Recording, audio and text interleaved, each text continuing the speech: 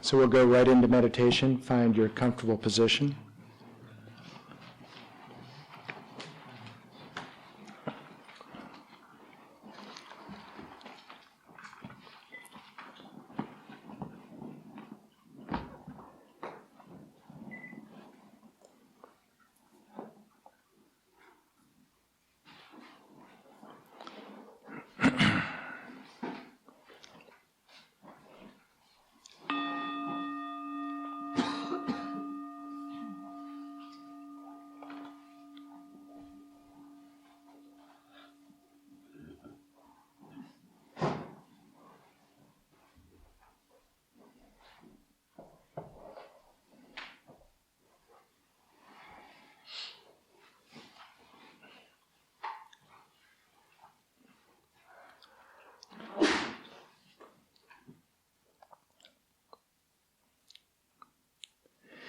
Begin by settling the body in its natural state.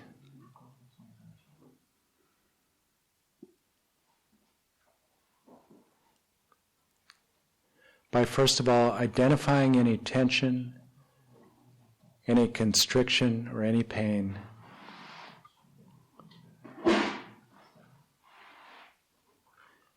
And then allowing your breath to be drawn to that tension.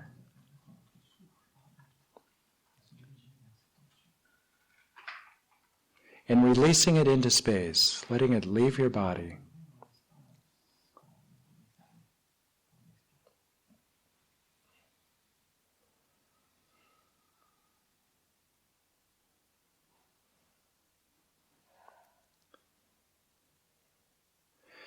The grasping to superstitions that Lama Yeshe referred to often is felt as constriction and tension in the body.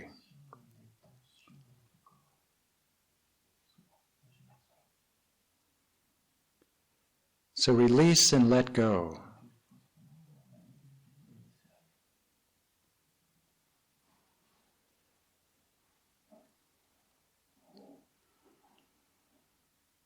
And as you deepen your relaxation with each exhalation,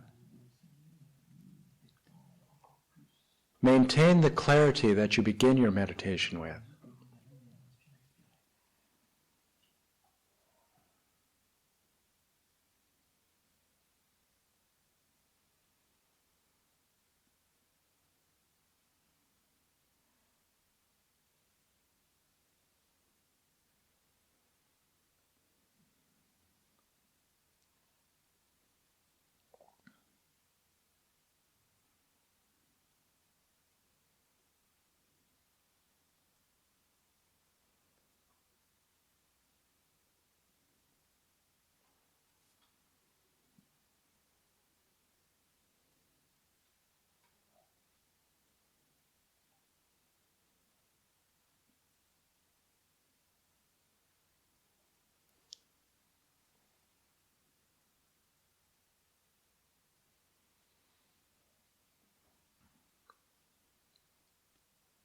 And now in this relaxed state,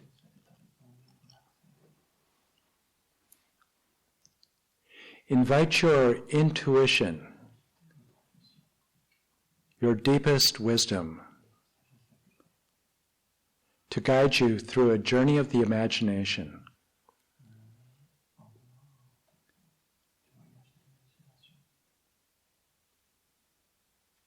And simply answer this question for yourself.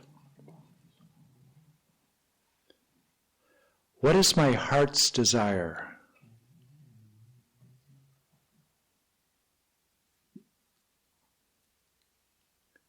What is my sense of the highest potential of this human life?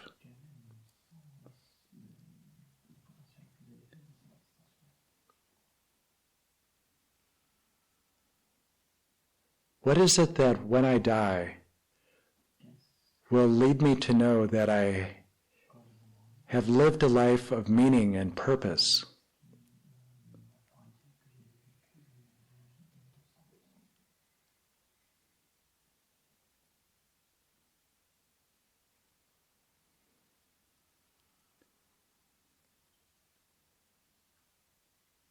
What is the highest potential of this life? It's important that this be your answer, not the correct answer, not a Dharma answer.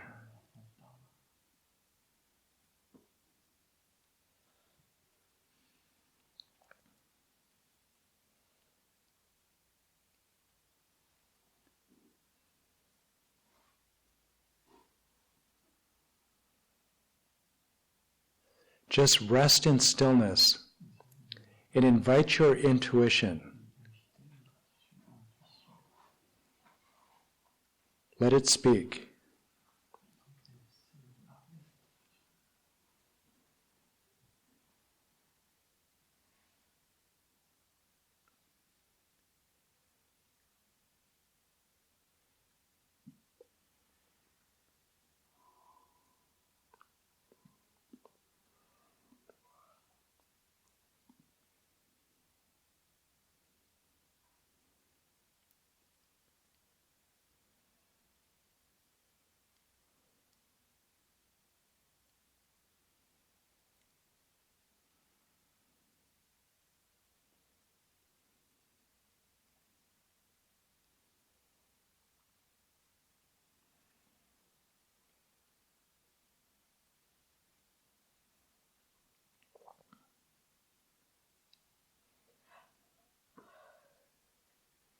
And now visualize your pristine awareness,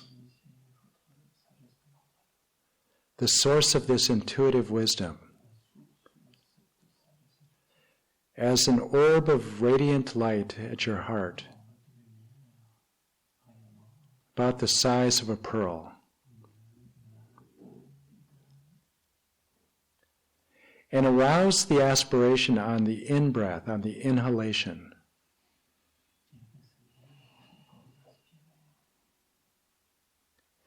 May I truly realize my heart's desire. May I take advantage of the great leisure and opportunity that I have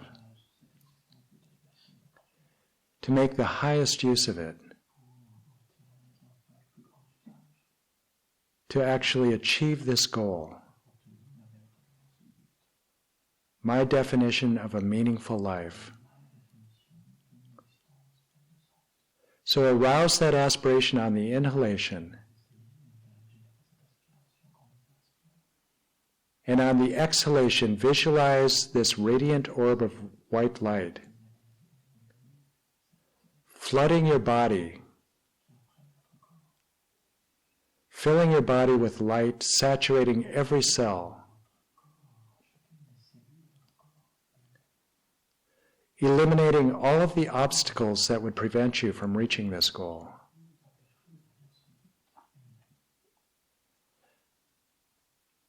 So practice on the breath, arousing your aspiration on the inhalation. And on the exhalation, visualize your pristine awareness, filling your body with white light.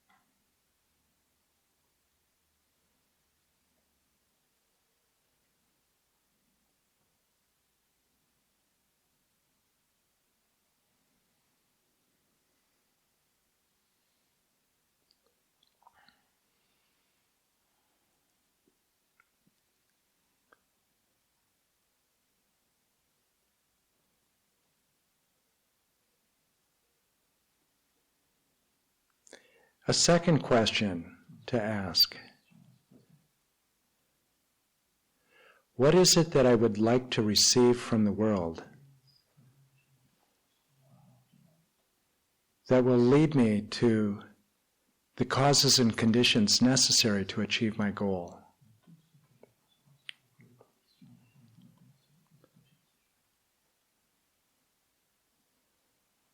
Perhaps this is more time, a car that runs, or something else that would be a support for your achievement of this high goal.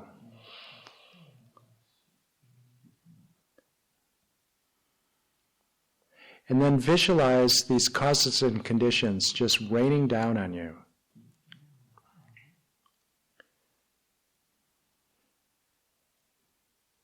And inhale those conditions then, transforming them into the opportunity to achieve your highest goal.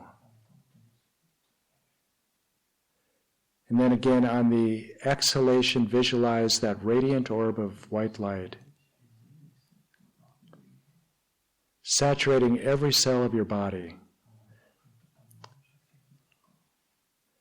eliminating all of the obstacles to your achieving your highest goal.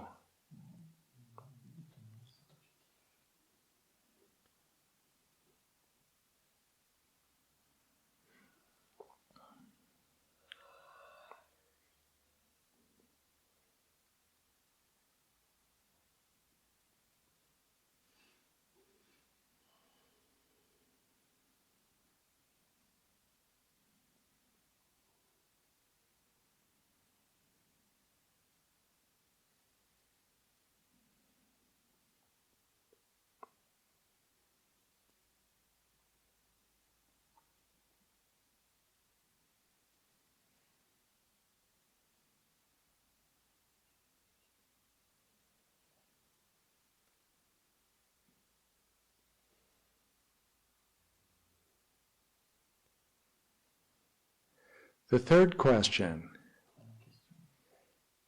is, how would you love to transform your mind in order to achieve this higher goal?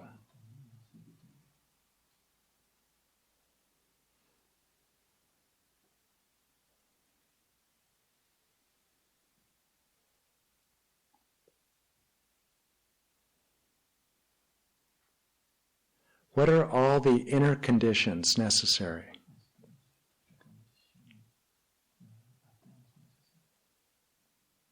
to reach your highest potential? And can you connect that to this retreat?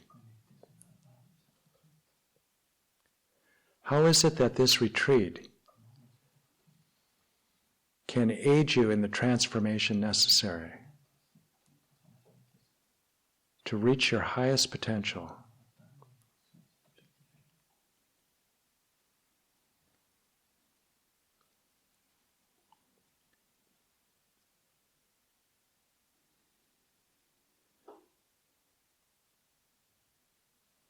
And again, on the inhalation, arouse the aspiration.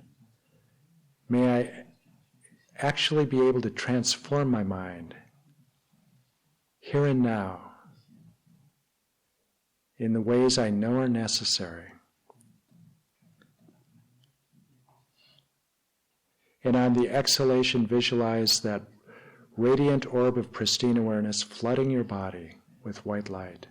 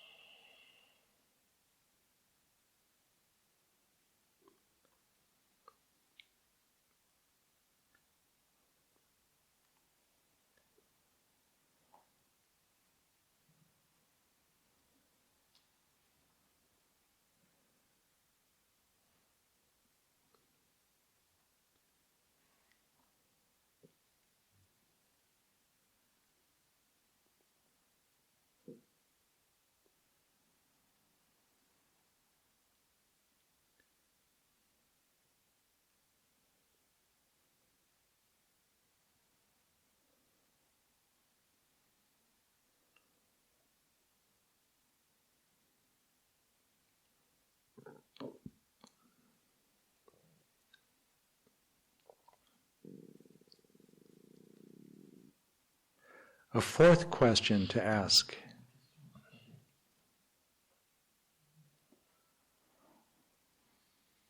how can the achievement of my highest goal for myself contribute to the happiness of others? Out of my own individual, unique experience, my own individual genius, my talents, how is it that I can become a cause and condition for others achieving their highest potential?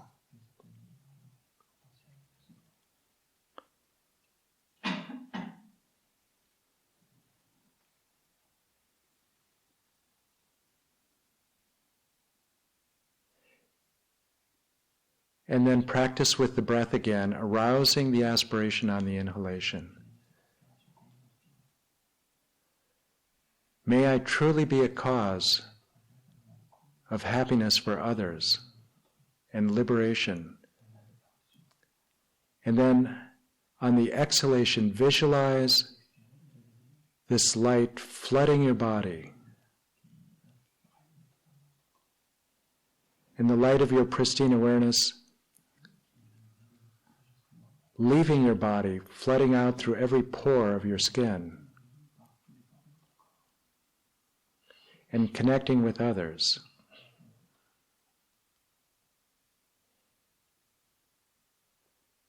Bringing joy, happiness, fulfillment, meaning and purpose.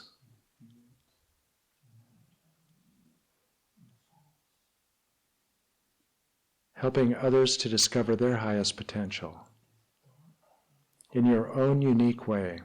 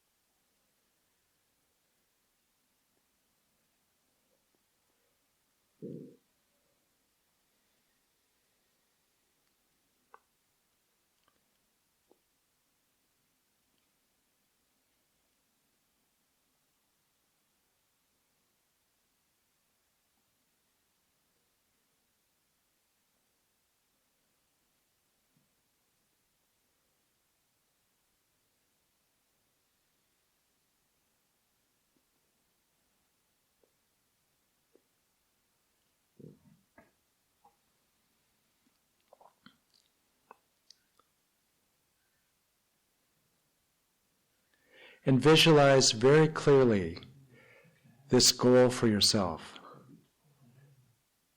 your heart's desire, the highest potential for this life, and the happiness that you can bring to others.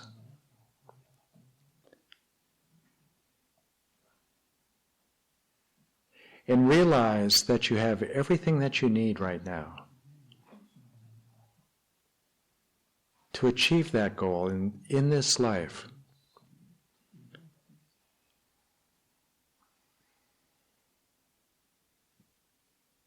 And simply recall, do an inventory of your life right now, of all of the fine qualities, all of the attributes of this life.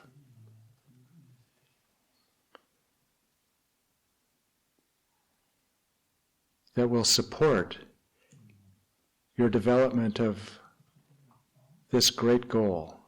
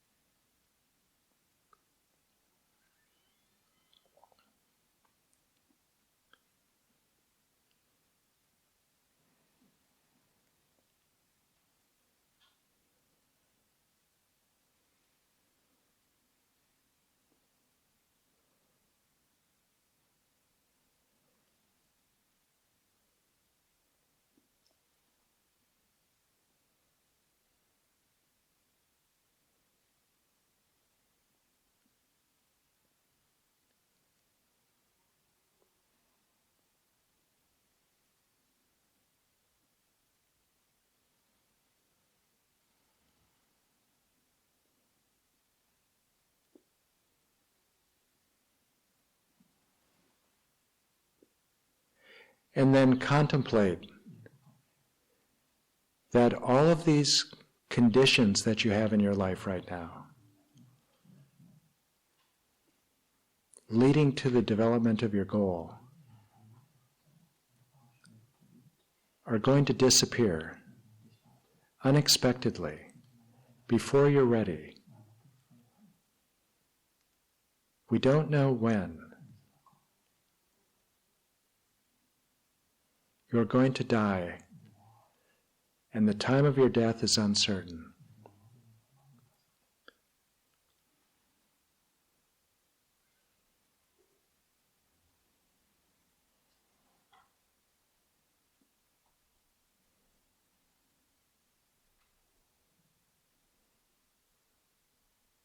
And allow this to be an inspiration, this knowledge.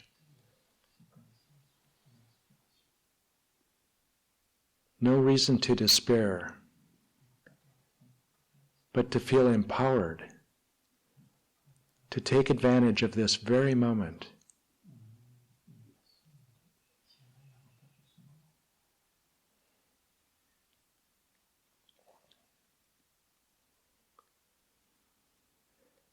And to recognize that you have these 8 days ahead of you with perfect conditions.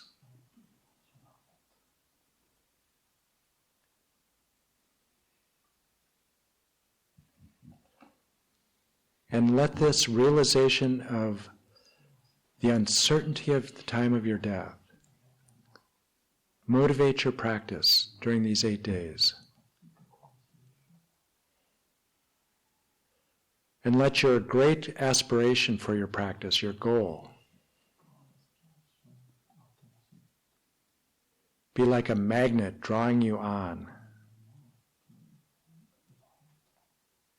with zeal, with delight in practice.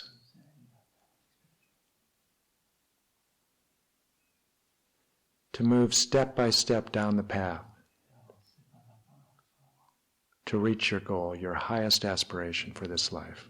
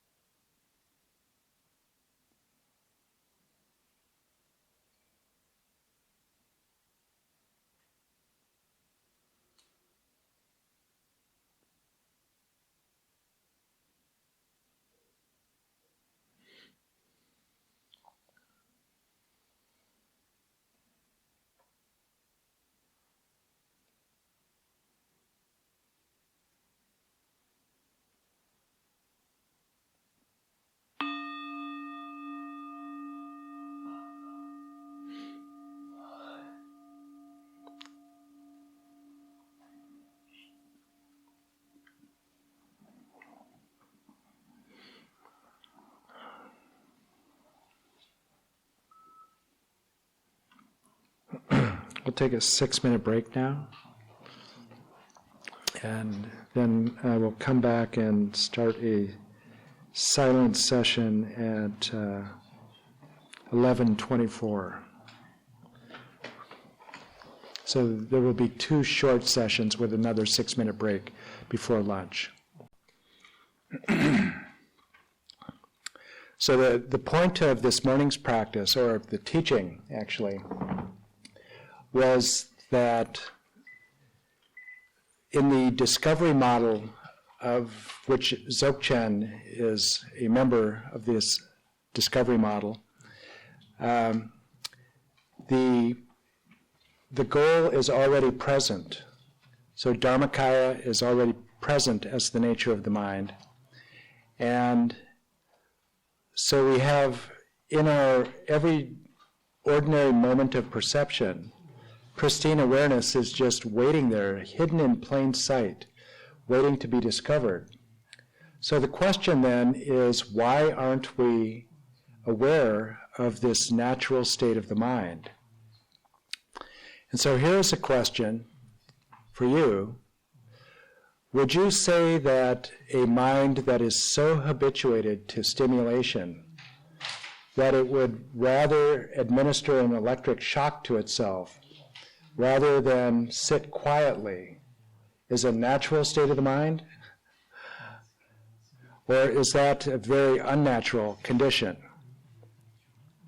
So this is the condition that we have in our modern era, and especially in the era of constant connectivity, the constant media stimulation. At the University of Virginia in 2014, researchers actually conducted a study to get right to this question of how unpleasant it is for people to sit quietly with their own minds. And so, first of all, the first part of the study, or the initial study, was just to bring undergraduates, I'm sure, into a sterile waiting room, just an empty room with nothing but a chair. And they were asked to sit there for 6 to 15 minutes. And you might think that in a busy undergraduate's life that being able to just sit for 6 to 15 minutes would be a very welcome experience. But what the researchers were surprised to find is that the majority of people actually reported that this was an unpleasant experience.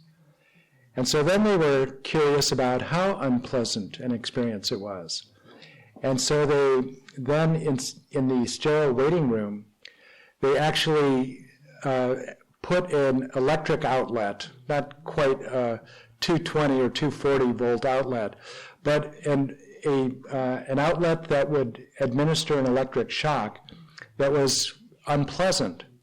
And so what they were very surprised to find was that 67% of men actually chose to administer an electric shock to themselves rather than to sit quietly in the presence of their own minds.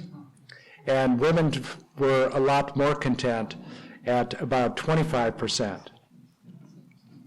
And the average, actually, for the men was 7 shocks during this brief period of 15 minutes or less. So it wasn't just wondering, I wonder what that is.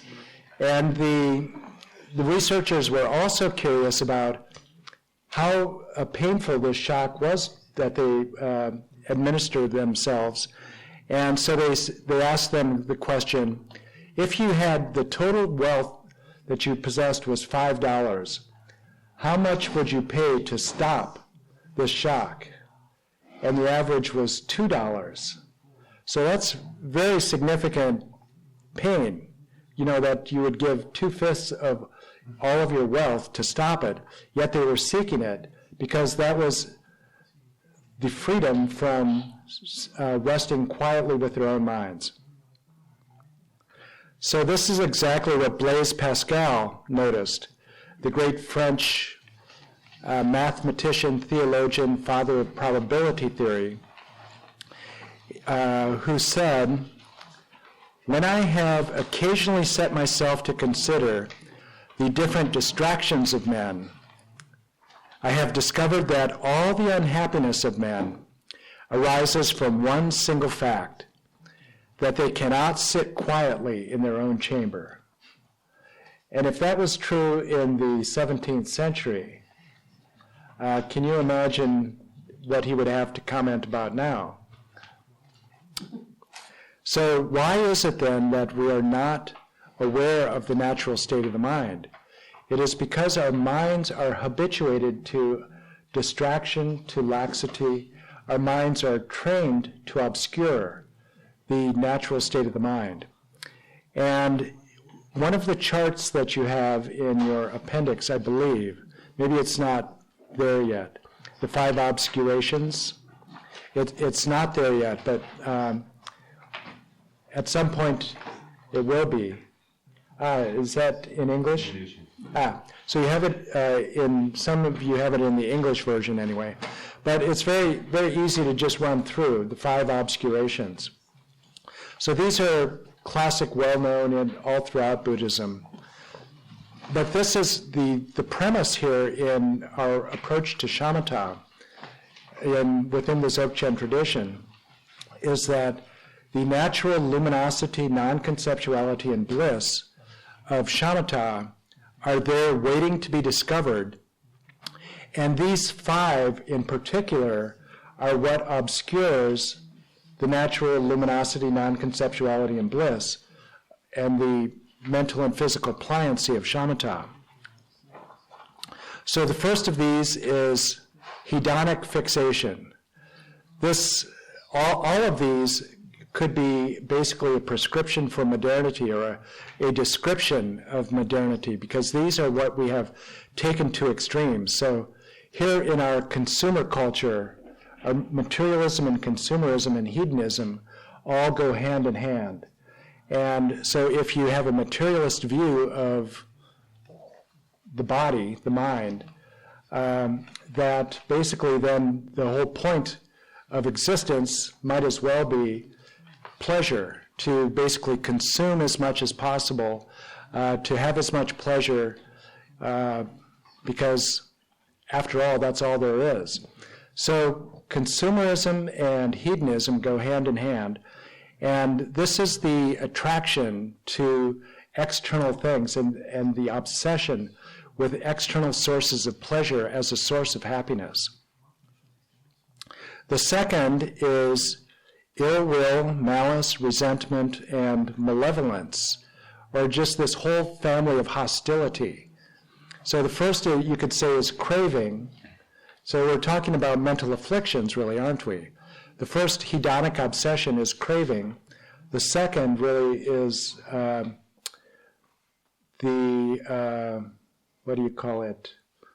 hostility, basically. That this whole family of hostility, aversion, aggression.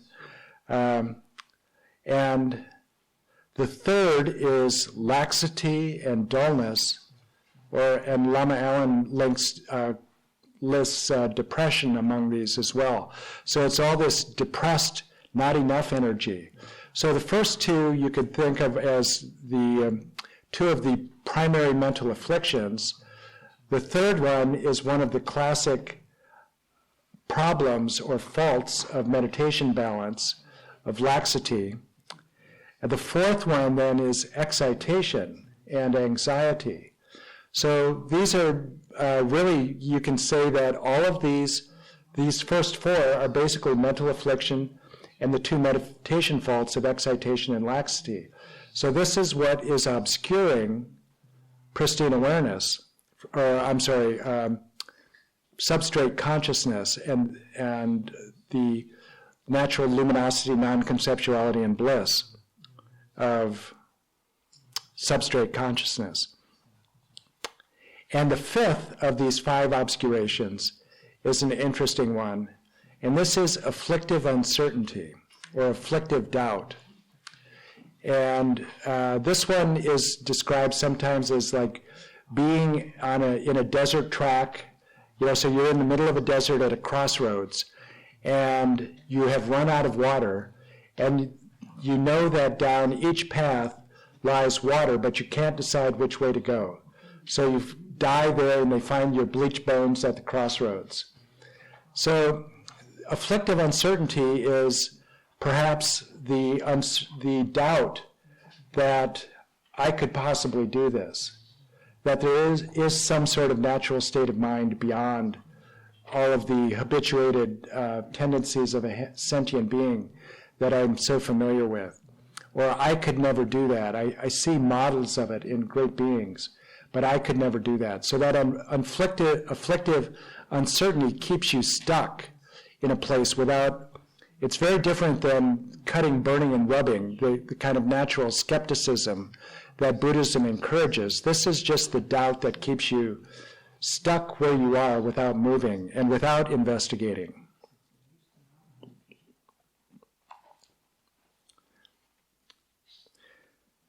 So the system for cultivating the natural stability and vividness of samadhi is called Shamata in Sanskrit.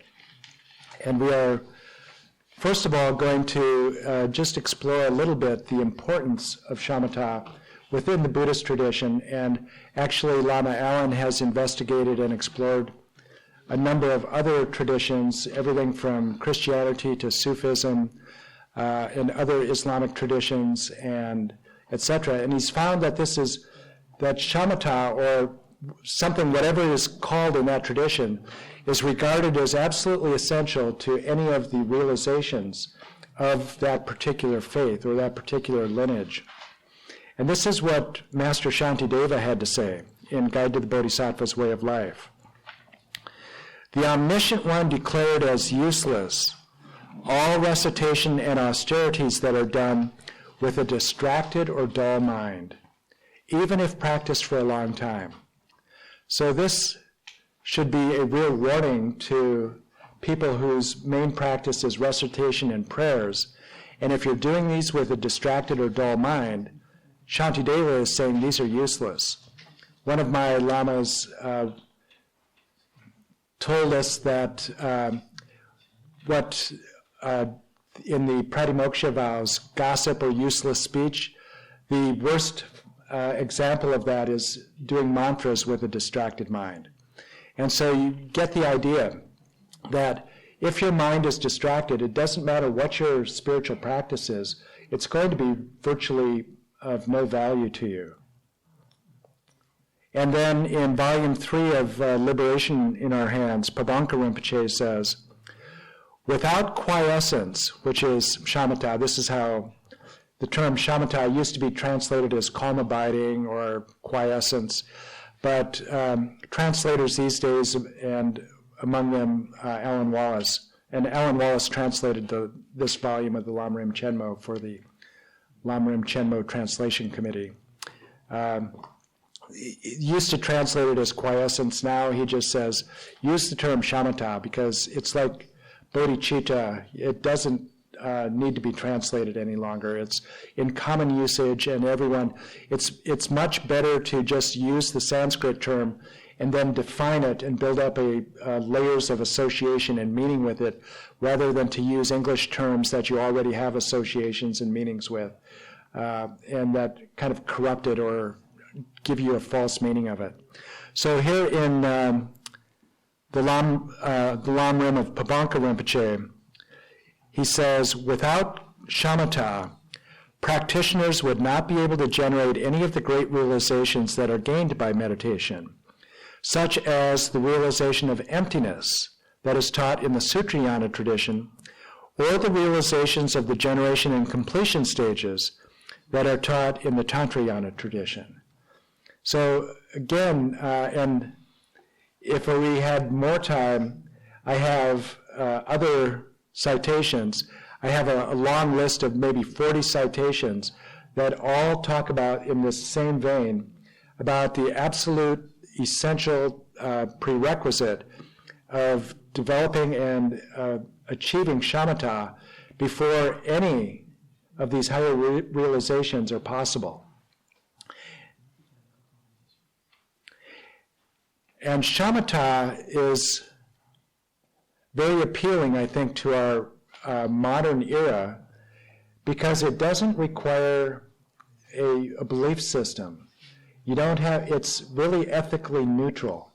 So there's nothing absolute, there's nothing virtuous itself in developing shamatha, because even a sniper or a safecracker will have very finely adjusted stability and vividness of awareness. If you're working with nitroglycerin and going to open a safe with nitroglycerin, you know that the slightest movement is going to blow you up, so that your focus is going to be exquisite, but it is an ethically non-virtuous activity.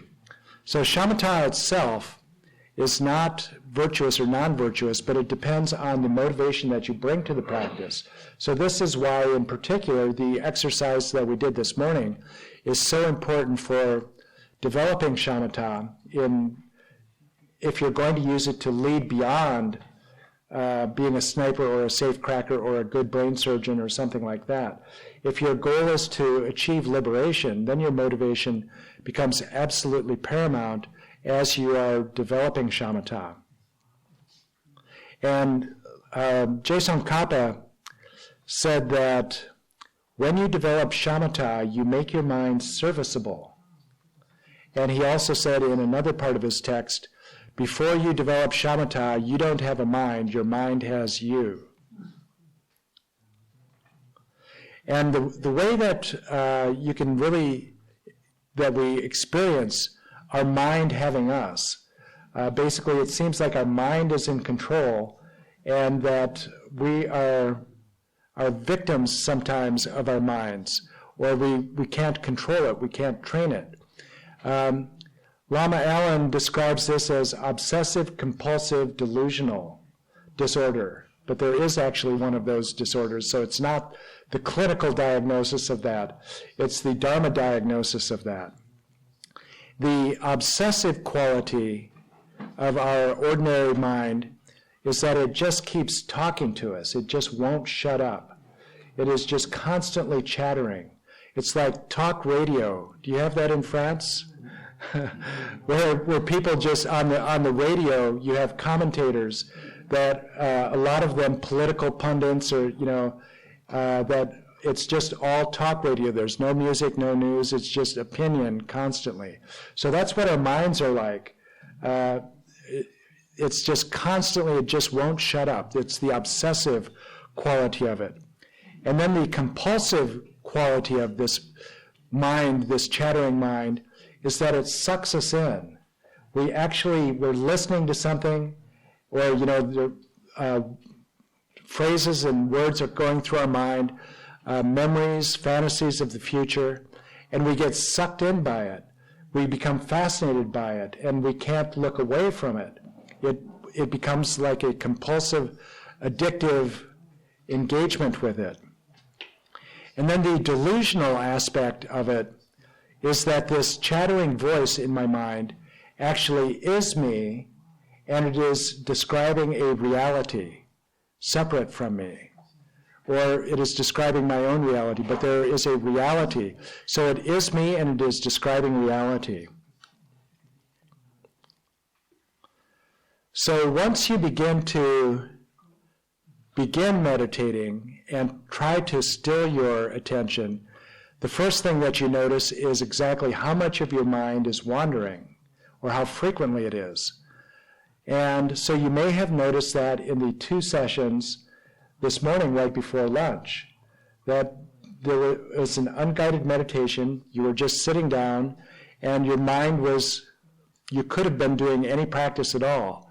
And so because you haven't learned breath meditation yet in this retreat, because you haven't learned how to work with appearances of the mind, probably a lot of your experience was actually just your mind was wandering, just the everyday experience of what is commonly termed the ruminating mind, where your mind is just, how cows chew the cud.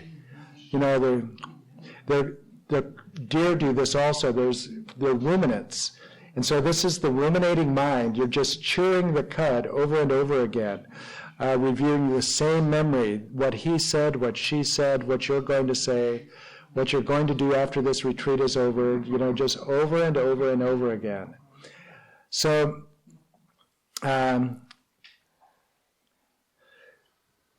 this is one of the first things that you notice in meditation is just how distracted your mind is, how frequently it is wandering. And what are the consequences of this? William James, the great philosopher and often regarded as the father of American psychology anyway, and psychology, the scientific approach to studying the mind along with Wilhelm Wundt, said that, William James was also a great philosopher. And he said that for the moment, what we attend to is reality. So this is when our mind is wandering, this is our reality. We are wandering from episode and episode to episodes of reality, basically. And so it is our attention creates momentary reality for ourselves, our experience of reality. So wouldn't it be nice, then, with this wandering mind, wouldn't it be nice that we had the control of our own minds that we have of our cell phones? Can you imagine if you went to the opera or the symphony or any performance and there was just no etiquette involved and no off switch, no etiquette, no manners, no announcement, please turn off your cell phone at the beginning of the performance. And that this was just not a known custom, and also that there was no off switch for a cell phone. And so during the performance, everybody's phone is going off, and people are answering their phones and talking on their phones, and yeah, this is a great performance, oh, you should be here, it's so great, I can't wait to tell you all about it. Yeah, that violin there isn't what she was cracked up to be. No, I'm a little disappointed in that. And on and on and on like that. So, for the moment, what we attend to is reality. Can we, and luckily there is an off switch for our cell phones, can we actually develop a mute switch for this ruminating mind as well? So this is, later we are going to be working with mental appearances. And Dujam Lingpa's whole approach to develop Shamata actually works with mental appearances. But it's challenging. And so we're going to take a few days to warm up to that. And one of the ways that we're going to warm up to that is by adding a mute switch to the ruminating mind, so that in the beginning, this flow of mental activity is described as a torrent, like you're standing under a mountain waterfall.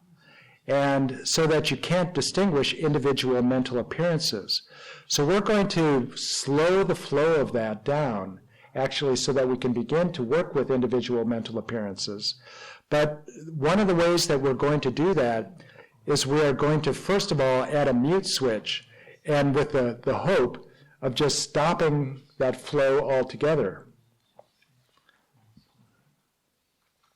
And Shantideva, again, in the 8th chapter on meditation of Guide to the Bodhisattva's Way of Life, described also the consequence of distraction. He said, those whose minds are distracted live within the fangs of mental affliction. Recognizing that mental afflictions are eradicated by insight imbued with Shamata, one should first seek Shamata. To you who wish to guard your minds, guard mindfulness and introspection, even at the cost of your life. This I ask you with folded hands. So Shantideva is emphasizing that if your mind is distracted, you are vulnerable to mental afflictions. And so this is one of the reasons that we want to make our minds serviceable, so that we can really, and this is one of the things that, one of the great benefits that you notice very, very quickly as you begin to develop some training of the mind with shamatha, that the frequency and the severity of your mental afflictions is really reduced greatly.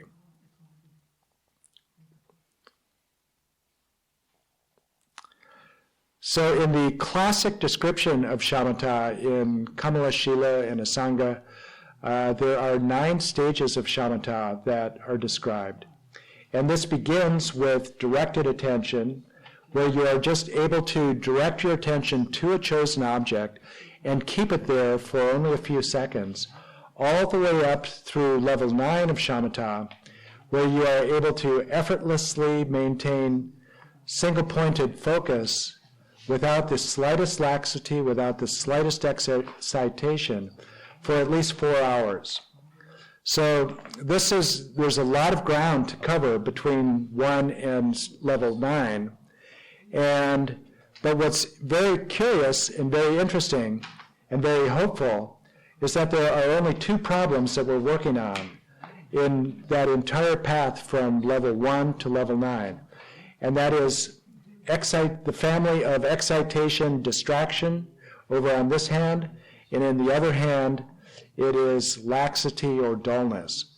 So all of the path of the 9 stages are just working with more and more subtle expressions of excitation and laxity.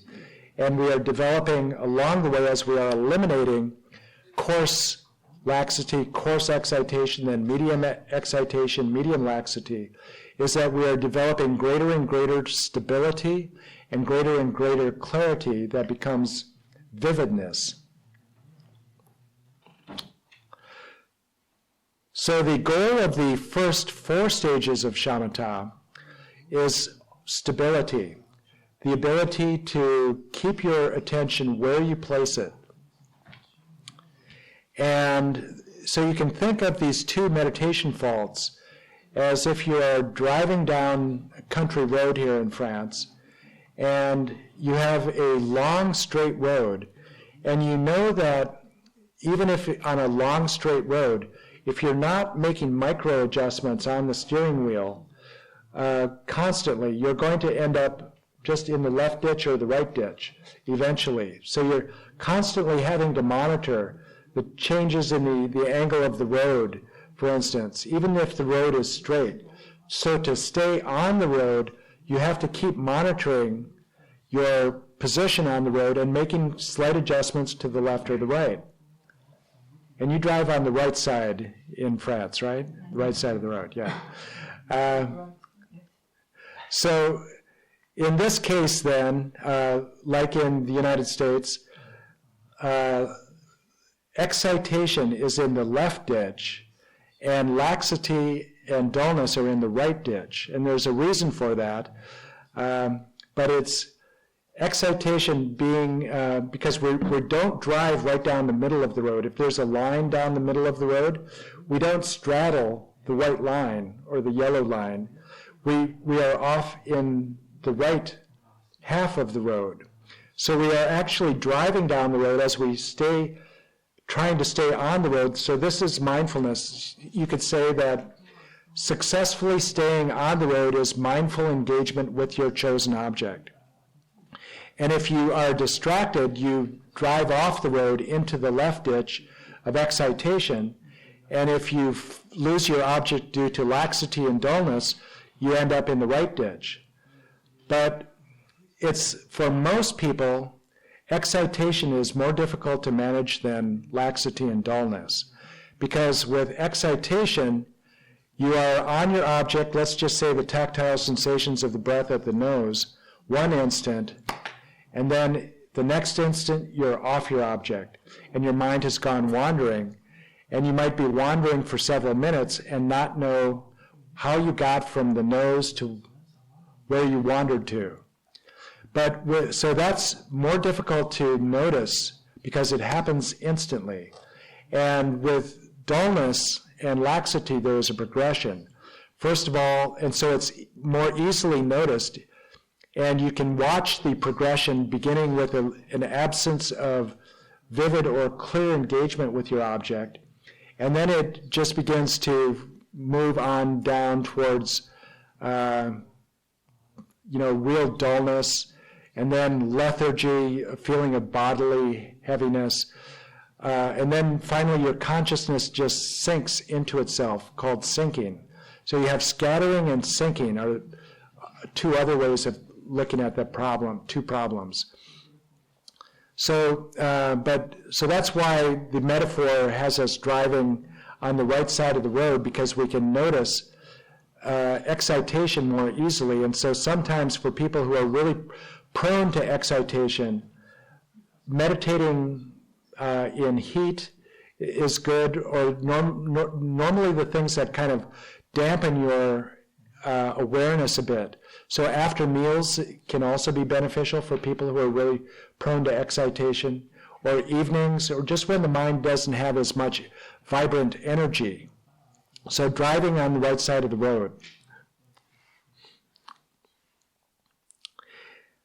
One of the really extraordinary yogis, Mahasiddha, who became also a great figure of Mahamudra, the Mahasiddha Maitripa, states that there are 3 types of shamatha, and we are going to be using all 3 of these types.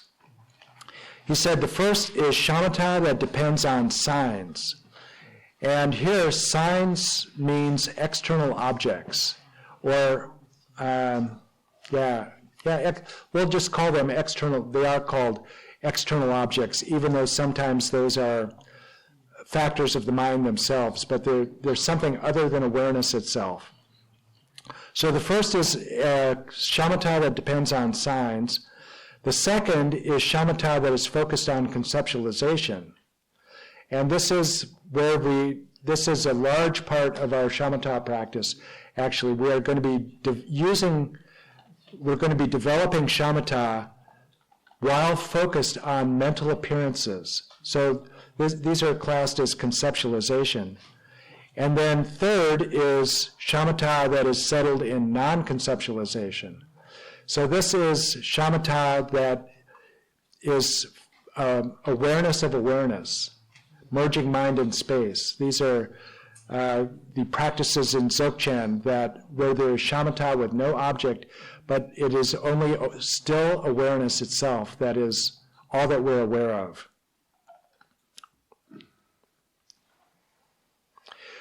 So we're going to begin with meditation that depends on sign, or shamatha focused on signs.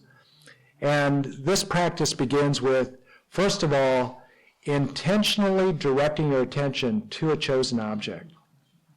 So this is really, really crucial, because most of the time our attention is drawn to an object without our intending it to be. It is, especially in our media-enriched culture, there are many forces that are competing for our attention.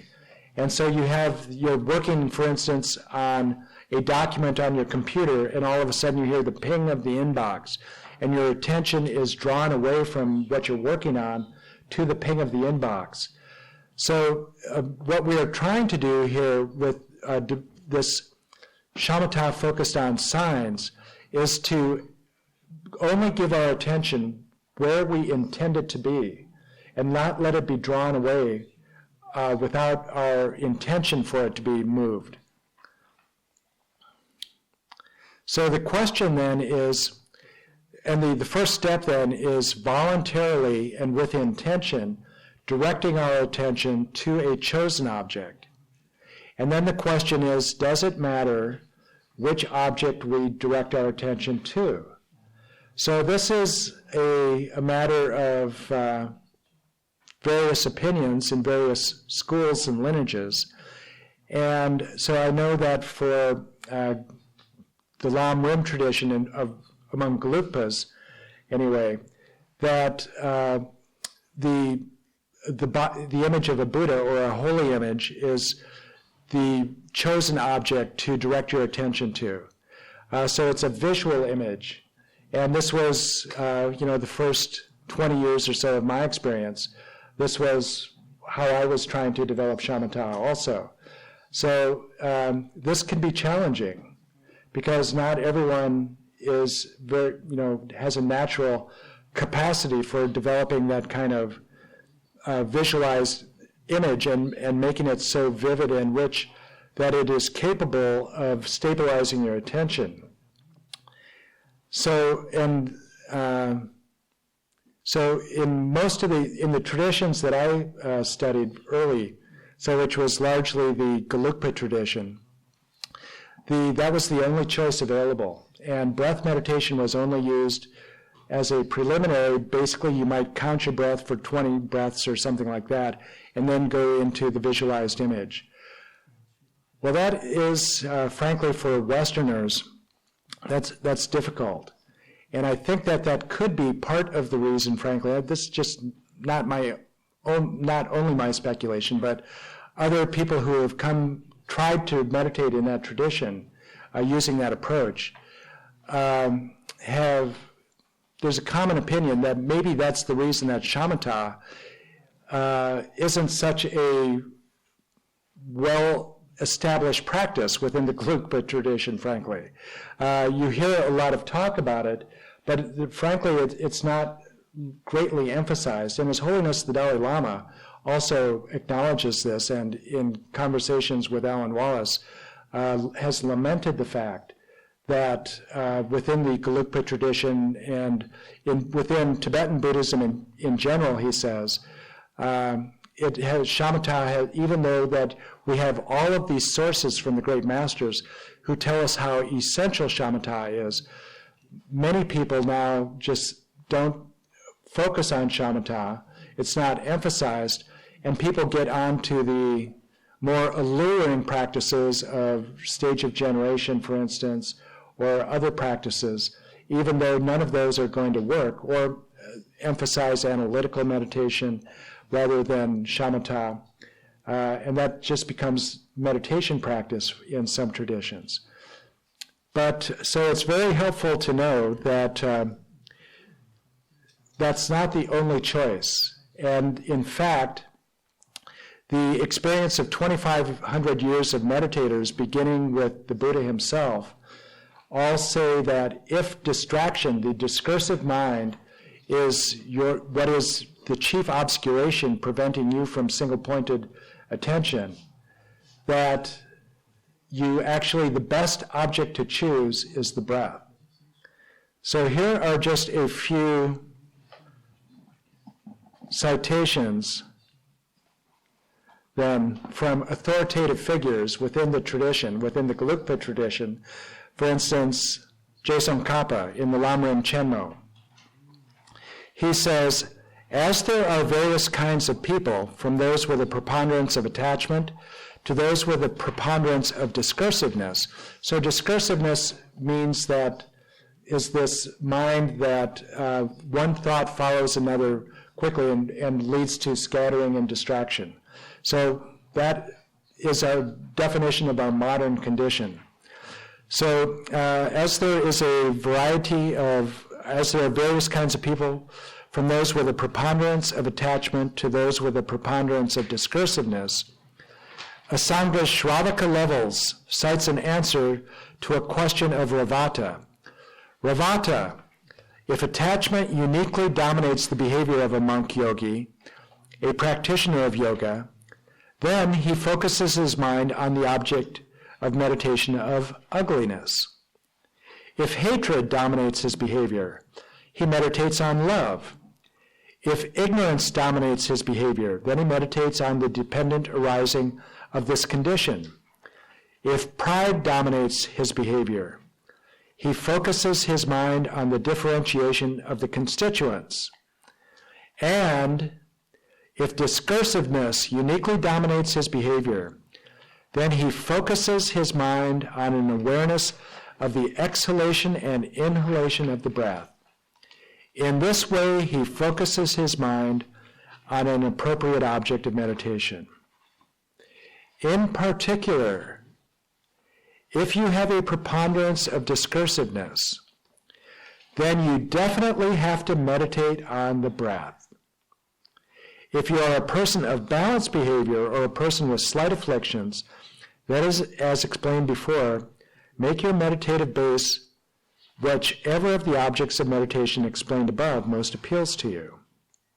So, depending on what your desired outcome is, to inspire loving kindness, for instance, or to dispel the discursiveness, and for shamatha, this discursive mind is one of the chief obscurations that is preventing you from experiencing the natural state of the mind right now.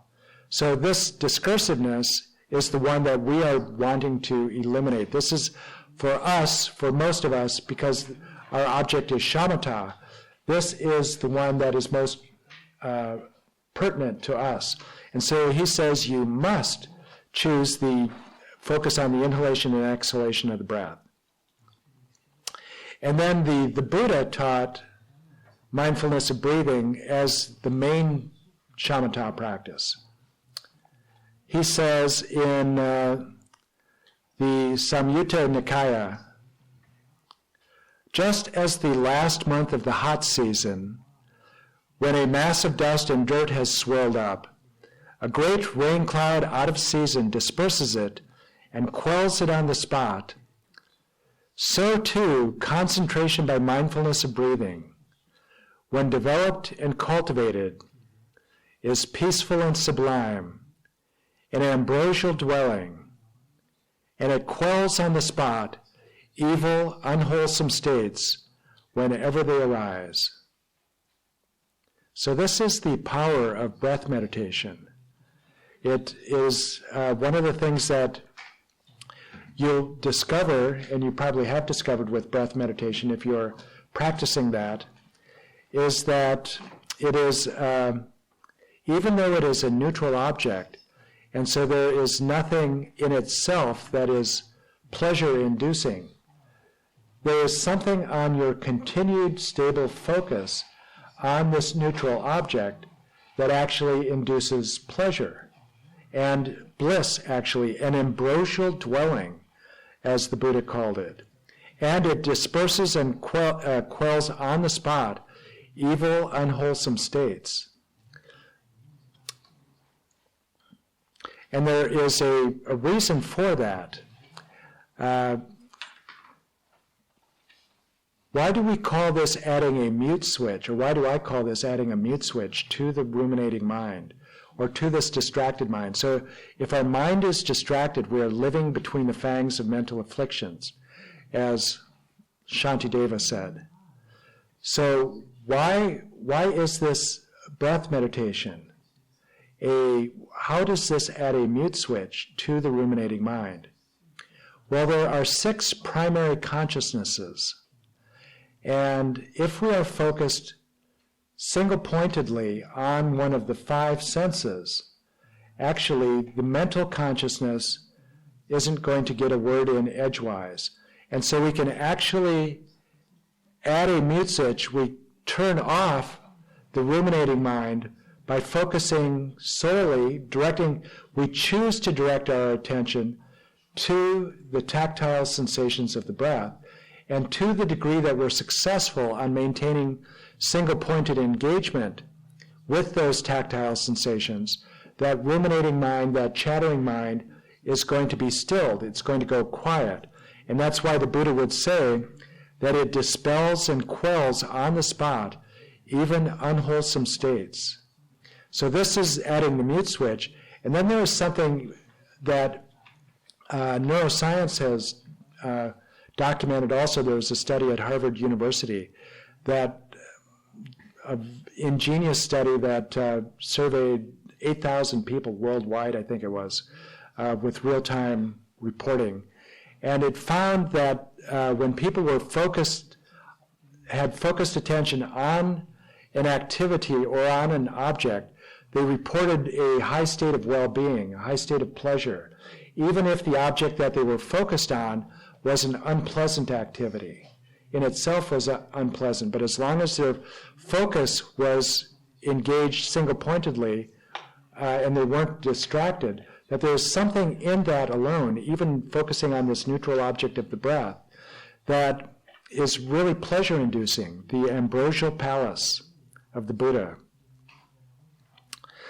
So to begin our practice of shamatha focused on signs then, the first point is to intentionally direct your attention.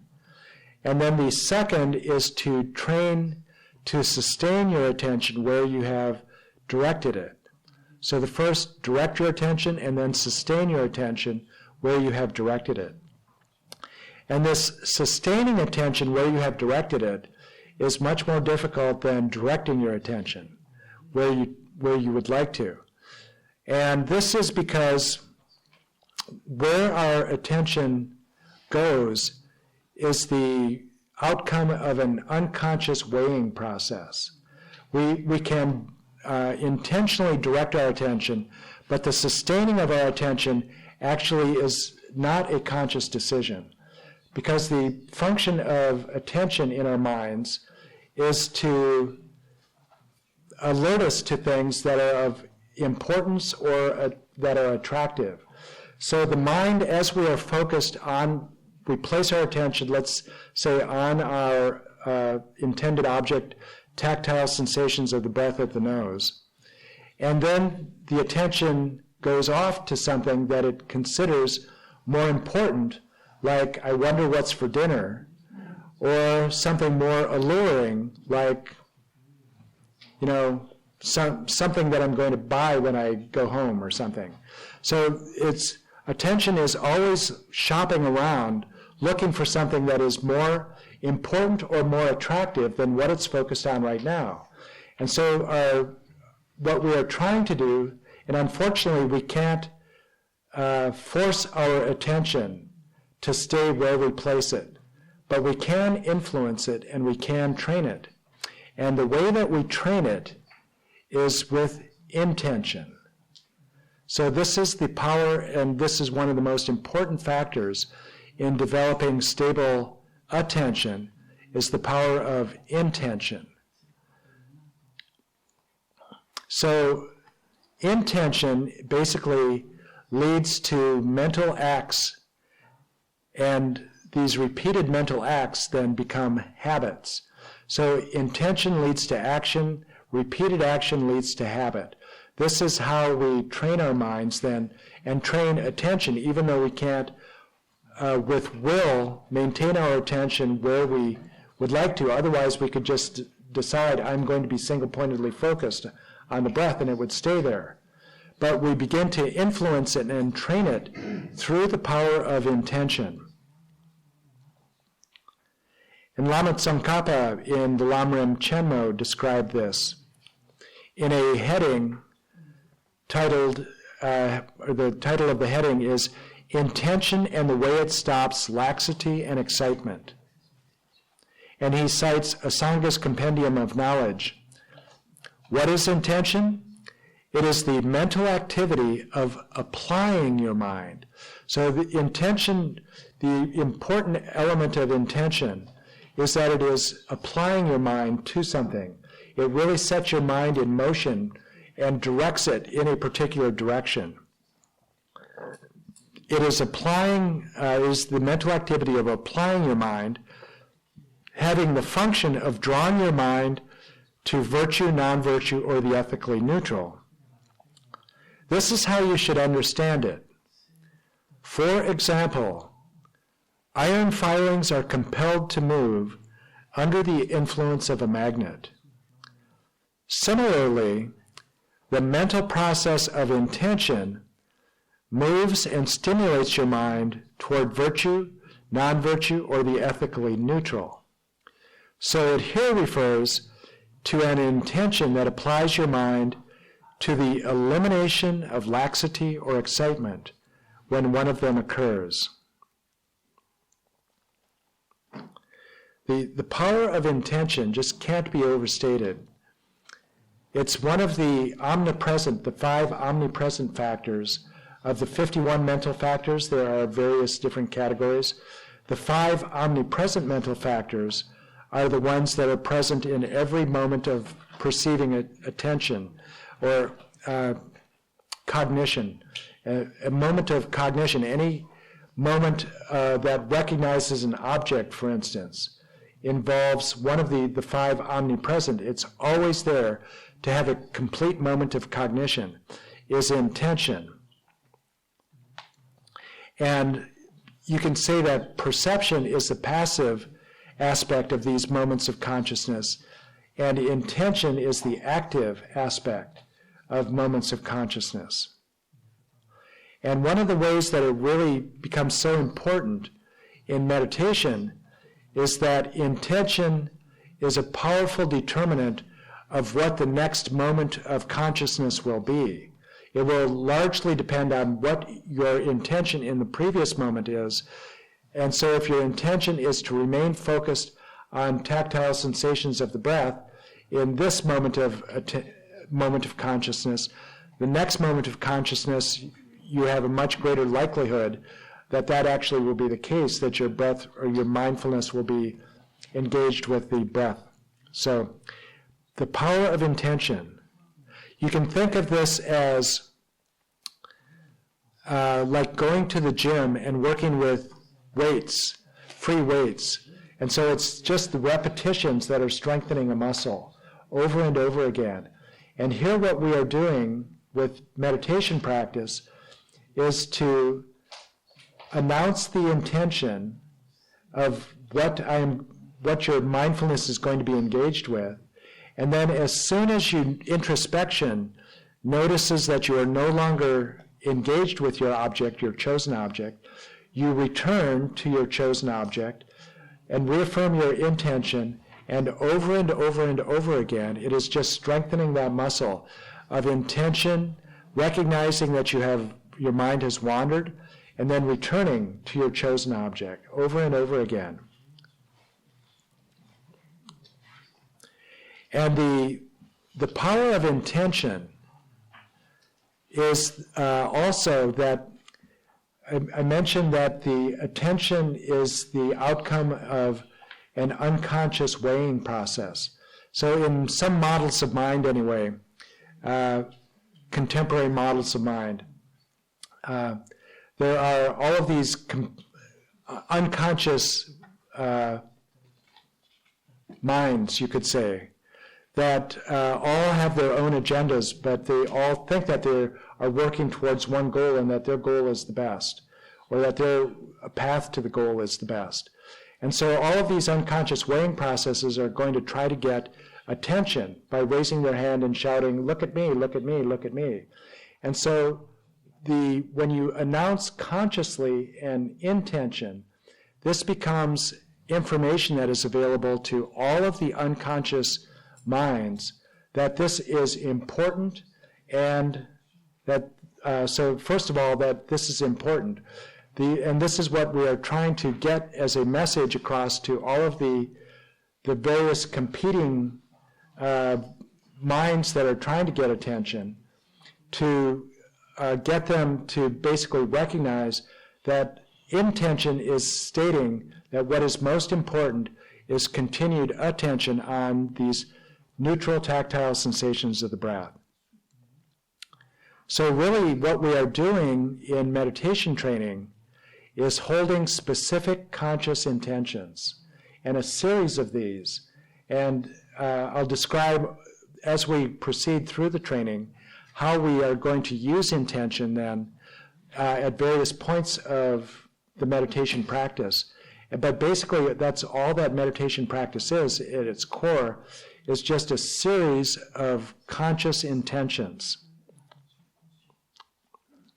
And so we are going to begin, the first intention that we are going to begin is to narrow the scope of our attention to we are going to use our intention to narrow the scope of attention in a manageable way. We're not going to start out automatically with trying to maintain single-pointed focus on tactile sensations of the breath at the nose, for instance. But what we are going to do is narrow the scope of attention to only the 5 sense fields. So there are in 6 primary consciousnesses in Tibetan Buddhism, the 5 senses and then the mental consciousness. And so what we are going to do, and you could say that monkey mind, this very familiar term, the way that I like to think of this is that there is a cubicle room floating in space, and in each one of the walls there is a window. And so the monkey is ricocheting around within this room, looking through one window after another, wherever the unconscious weighing process is taking it, whatever is most alluring, whatever seems most important. So it could be sound over here suddenly. That's something new. I have to attend to that. Is that a threat or is that an opportunity? Or something, I see something over here. And so attention then looks out that window. But the monkey can only look through one window at a time in the moments of mind model. So the monkey is ricocheting around between the windows. And so we are going to do is to begin to train the monkey very gently and just paper over one window and allow it to ricochet. First of all, our intention is to narrow the scope of the monkey's ricocheting around the room to only 5 windows rather than 6. So to not look through the window of mental consciousness. So what we are trying to do then is to have, to attend to the 5 sense fields, sight, sound, touch. These will be the primary ones for us because there's no food in front of us and we're not smell isn't so prevalent for us. We're not dogs, so it's not one of our primary senses. So sight, sound, and touch are the primary ones to really work with.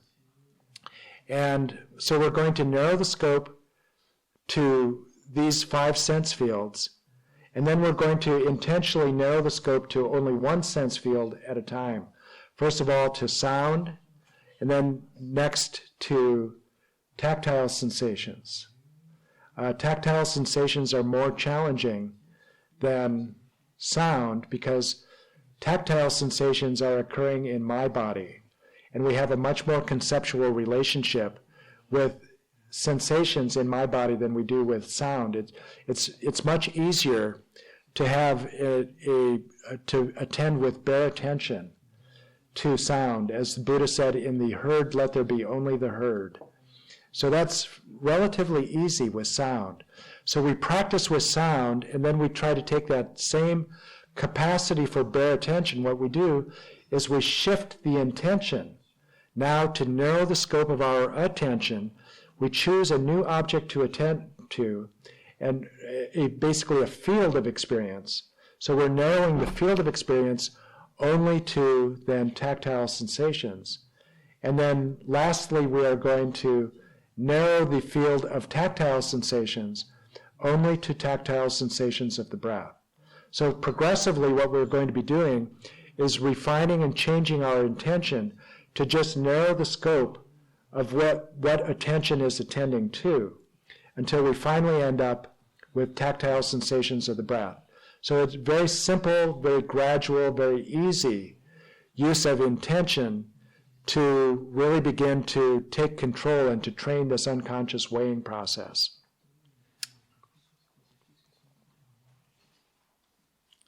So we will do that after a 6-minute break. And when we come back then, the 24-minute session will be divided into 4 6-minute sessions. And then we will go through that progression, sequentially changing the intention from just the 5 tactile sensations to sound, to tactile sensations, to tactile sensations of the breath. Each of them will get a 6-minute session of its own, so you'll really begin to feel the power of intention and develop some success with maintaining your object on that narrow field. And then there will be, so we'll do 4 6-minute sessions with just a 2-minute break between so that you can stay fresh and relaxed. So let's come back at, let's say 2:40, we'll begin again.